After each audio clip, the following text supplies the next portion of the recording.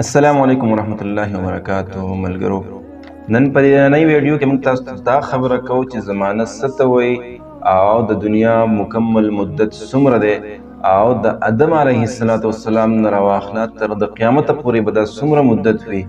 او آیا قیامت به کله راځي او د قیامت عقوبه به کله وي نو په دې باندې موږ خبره کوو. خو د خبرې کولو نه مخکې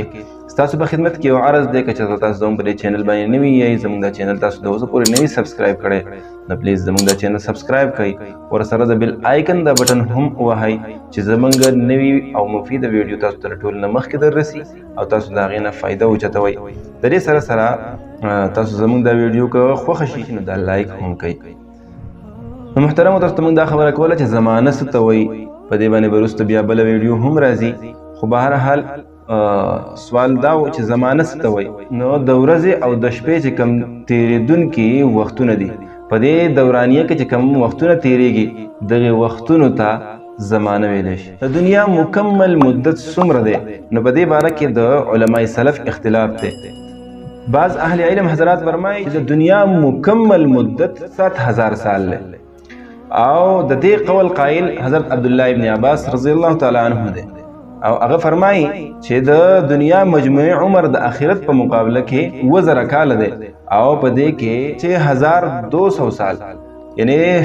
6000 او 200 کاله تیر شوي دي او باقي یو 100 کاله پاتې دي، یعنی 100 نه دی ویلي بلکې یو 100 کاله پاتې دي. او بعض اهل علم فرمایي چې د دنیا مکمل مدت 6000 کاله دی او په دې کې 15000 او 600 کلونه تیر شوي دي او باقي یو 100 کاله پاتې دي. د دې قول قائل حضرت کعب اخبار رضی الله تعالی عنه او حضرت وهب بن منبع رضی الله تعالی عنه دي او هغوی فرمایي چې په دغه مخکینی دور کې کم انبیا او سلاطین تیر شوي دي نو د هغوی نه زه بخوبي واقف یم، یعنی ښه د هغې نه خبر یم. نو په دې اقوالو کې صحیح اقوال هغه دي چې د هغې تایید او تقویت د نور احادیث مبارکونه ملاویږي. لکه څنګه چې د حضرت عبدالله ابن عمر رضی الله تعالی عنه روایت دی چې ما رسول الله صلی الله علیه وسلم نه اورېدلی دي چې هغوی فرمایل چې ستاسو عمر د تیر شوي امتونو په نسبت باندې داسې دی لکه څومره وخت چې د دې مازدیګر او د ماښام ترمنځه د دې نورې ورځې په مقابله کې دی، یعنی کم نسبت چې د دې وخت قلیل یعنی د دې کم وخت د پوره ورځې په مقابله کې دی، دغه شانتې ستاسو د مجموعي عمر نسبت د تیرو امتونو مجموعي عمر په نسبت باندې دی، یعنی د دې امت عمر کم دی، د مخکینو امتونو عمر زیات دی. دغه شانتې حضرت ابو سعید خدری رضی الله تعالی عنه فرمایي نبی علیه السلام د غروب شمس په وخت کې وفرمایل چې د دنیا باقی مانده حصہ د تیرې شوې حصې په مقابله کې داسې ده لکه ستاسو د بقیه ټیم د تیرې شوې ورځې په مقابله کې دی. دغه شانتې حضرت ابو هریره رضی الله تعالی عنه فرمایي چې نبی علیه السلام فرمایلی چې زه او قیامت دغه شانتې رالیږلی شوي، یعنی خپل د شهادت ګوته مبارکه او خپل منځنۍ ګوته مبارکه یې دغه شانتې ونیوله او یو ځای د خلکو ته ور مخامخ کړه چې او قیامت دغه شانتې رالیږلی شوي. نو د دې روایاتو نه دا معلومیږي چې د دې امت عمر د بقیه امتونو په نسبت باندې ډیر زیات کم دی. نو دا مضمون نبی کریم صلی الله علیه وسلم په مختلف انداز باندې فرمایلی دی. ډیر زیات احادیث چې ټول احادیث مبارکه په دې ویډیو کې موږ نشو راجمع کولی ځکه بیا به د دې کتل دشوار وي او کتل به مشکل وي. نو لہذا صرف په دغه یو څو روایاتو باندې موږ اکتفا وکړه. نو حاصل د ټول نه دا دی چې د دې امت عمر د تیر شوي امت په نسبت باندې داسې دی لکه د یوې د مازدیګر نه واخله تر ماښامه پورې د دې لږ وخت نسبت چې د پوره ورځې سره دی. نو اوس د ورځې مقدار څومره دی او د دې ورځې د اندازه موږ څنګه لګو، بیا د دې مازدیګر نه واخله تر ماښام د ورځې د نسبت د دې پوره ورځې سره څنګه دی، دا څومره وخت جوړیږي. دا خبره بالکل یقیني ده چې ورځ د انور د راختو نه شروع کیږي او د انور د پریوتو پورې دا ورځ ختمیږي. اوس د ورځې او د شپې مکمل مدت چې دا 24 غنټې دی. اوس دا 24 غنټو نه چې شپه وباسي، شپه ترې لرې کړي نو تقریبا دا چې په دوه تقسیم کړي نو 12 ترې راشي نو 12 غنټې اوسطن ورځ راځي. بعضې ورځو کې لنډه وي، بعضې ورځو کې اوږده وي، بهرحال اوسطن ورځ درمیاني ورځ دا 12 غنټې وي. اوس پدې کې خبره دادا چې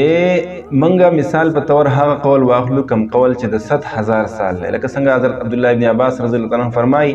چې د ټول دنیا عمر 100,000 سال نو دا 100,000 سال چې منګه په دې 12 باندې تقسیم کو نو د دې راځي فی غنټه 583.33 سال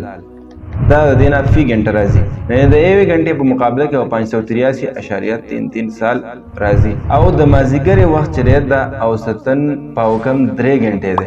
تاسو نقشه کې وګورئ دا نه تاسو اندازه ولګي نو دغه اوسطن پاوکم 3 غنټې دا حساب چې موږ د تیر حساب نه ولګو نو دا تقریبا 1600 نو اخله د 1610 پورې راځي او تاسو ته یو خبره دا وکم چې د قیامت علم صرف او صرف د الله تعالی سره دی د دې علم یقیني صرف د الله تعالی سره دی موږ صرف د احادیث مبارکونه هغه اندازه لګو چې کومه زمونږ په ذهن کې راځي دا اندازه غلط هم کېدی شي دا صحیح هم کېدلی شي خو د دې ویډیو نه زمونږ یو مقصد دی هغه مقصد دا دی چې تاسو د دې قیامت لپاره تیاری وکړئ نو حساب کتاب چې موږ ولګو نو دغه حساب کتاب مطابق وس 1444 هجری چلیږي مطلب زمونږه د دې امت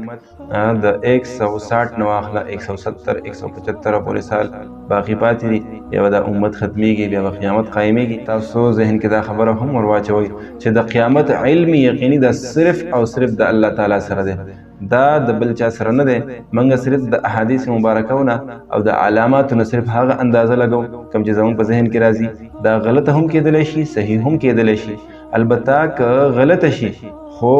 څه خبره نه ده خو که صحیح شي فرض کا نو بیا قیامت بالکل نږدې دی او قیامت نږدې دی مقصد زمونږ هم دا دی چې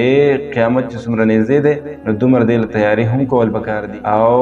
د قیامت بیا دوه قسمونه دي قیامت یو قیامت صغرا دی یو قیامت کبرا دی قیامت صغرا چې کم ته مرګ ویل شي قیامت کبرا چې کم ته هغه لوی قیامت ویل شي د 160 نو اخله 176 سال خوشا پورې دا کوم دورانیه چې پاتې ده په دې کې د 20 سال د حضرت امام مهدی علیه السلام دی او دغه شانته د عیسی علیه السلام 40 سال زمانہ او دغه شانته نور د یاجوج ماجوج د نور د مغرب نه راختور د اندازه سره ولګي نو دا وخت هم دغه لپاره ډیر زیات کم دی یعنی د قیامت غټ علامات هم ښکارا کېدو ولدي په دې باندې ان شاء الله تعالی ویډیوګانې را روانې دي خو مقصد زمونږ دا دی چې تاسو د قیامت لپاره تیاری وکړئ بس د نن لپاره صرف دا غاپې ده الله په امان